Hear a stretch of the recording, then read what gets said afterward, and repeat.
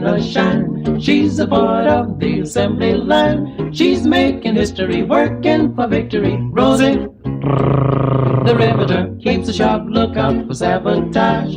Sitting up there on the fuselage, that little frill can do more than a male can do. Rosie, the riveter. Rosie's got a boyfriend, Charlie. Charlie, he's a Marine.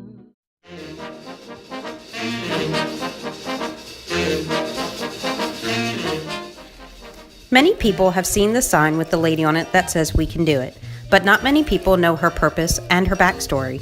Her name was Rosie the Riveter. She was created by Westinghouse Corporation with the sole purpose to get one group of women who really were hesitant to aid in the war, housewives. Rosie was not just one person, but was based on a group of women, most of which had the first name of Rosie. They varied in class, ethnicity, geography, and background. The 4 women that Rosie was molded after were Rose Benevita, Rosalind P. Walter, Geraldine Huff Doyle, and Rose Will Monroe. In the poster, Rosie was a WOW, Women Ordnance Worker, dressed in denim work overalls and wearing red lipstick, and was pretty even with muscles. During the 1940s, women didn't want to look too manly with muscles, but Rosie showed them that they could still be pretty even with muscles. That poster was the little push that women needed to help out in the war. After Rosie was released to the public, more and more women were signing up for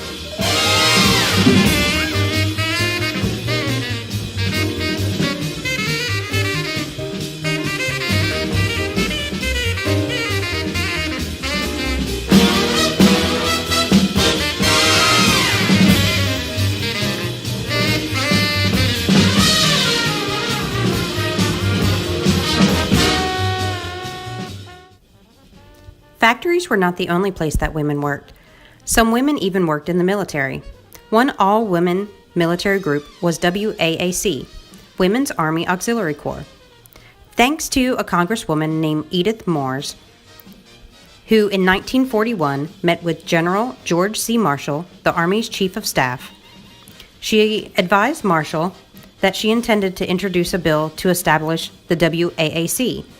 And after that, women from all walks of life would join the war effort.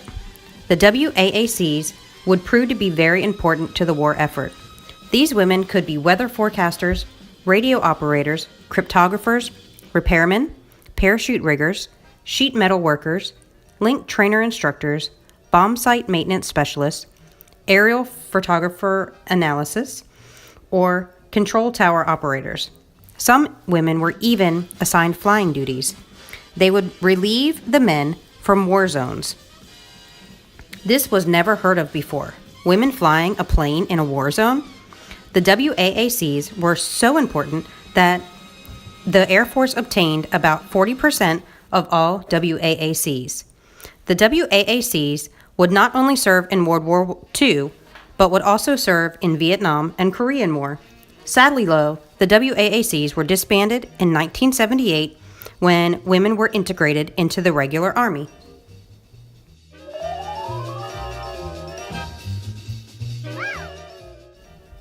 Another all-women military group was the WAVES, Women Accepted to Volunteer Emergency Services. They were an all-women Navy. These women could do everything that the Navy could except go into combat. They were forced to stick to the U.S. mainland. Only later in the war effort were they allowed to go to the ports in Hawaii. But despite all these rules and restrictions, 27,000 women joined the WAVES in the first year.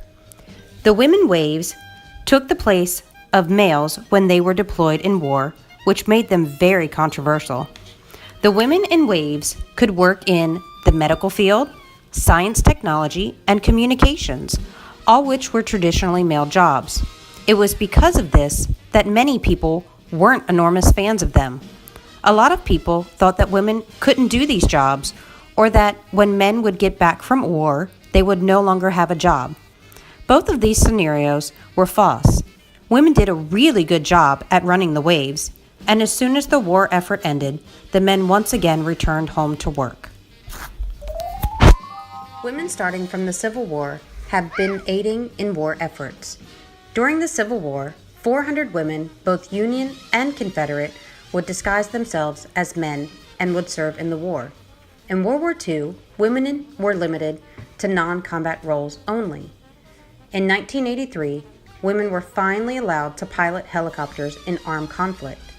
In 1993, Janine Livett became the first female Air Force fighter pilot. As recently as 2015, one of the most coveted and famous military schools, the 75th Ranger Regiment Special Operations Unit, graduated its first ever female candidates, Captain Kristen Geist and First Lieutenant Cheyenne Haver. This was a big step for women because in World War II, women would serve in the military but were limited in what they could do.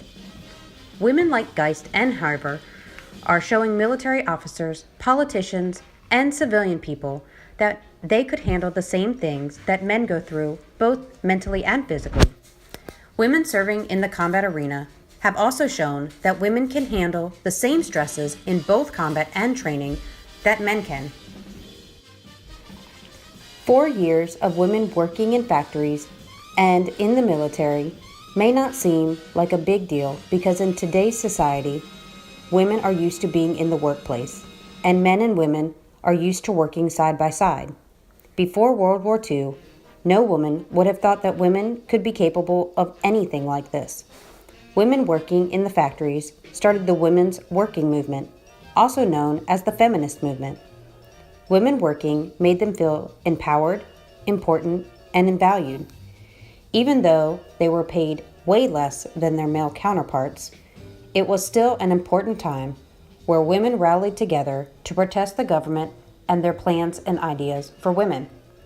Women banded together for a common cause and decided to show men everywhere that women are important and we can do anything that a man can do, at times even better.